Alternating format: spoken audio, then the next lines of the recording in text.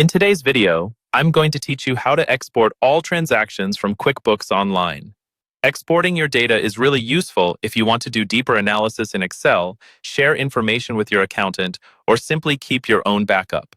I'll walk you through the exact steps, and by the end, you'll have a zip file with all your selected QuickBooks data ready to go.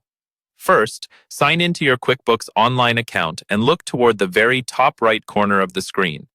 You'll see a small gear icon, which is where many of the account level settings and tools live. Go ahead and click on that gear icon to open the menu. When the menu opens, you'll see several columns, each with different options. Focus on the column labeled Tools. Under this Tools column, look for the option called Export Data.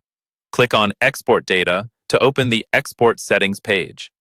This is where you'll control what information QuickBooks sends out. You'll land on the Reports tab by default.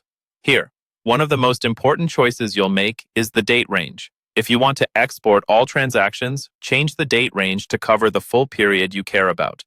You can use a custom date range and set it from your earliest transaction date through today. Take a moment to double-check the dates so you don't accidentally miss older activity or limit it to only a few months. Next, you'll see sliders that let you include additional data beyond just basic transaction reports. These might include lists of customers, employees, vendors, or other specific reports that are helpful to have alongside your transactions. Turn on any sliders for the data you want to include. If you're not sure, it's usually better to export a bit more rather than less, so you have everything in one package. Once you're happy with the date range and the selected data, look for the green button labeled Export to Excel. Click this button to start the export process. QuickBooks will compile your selections and generate a zip file. Depending on how much data you have, this may take a moment, so don't be surprised if there's a short delay. When the download is complete, you'll find a zip file saved to your computer, usually in your Downloads folder. Inside that zip file, you'll see one or more Excel files containing your transactions and any other lists or reports you selected.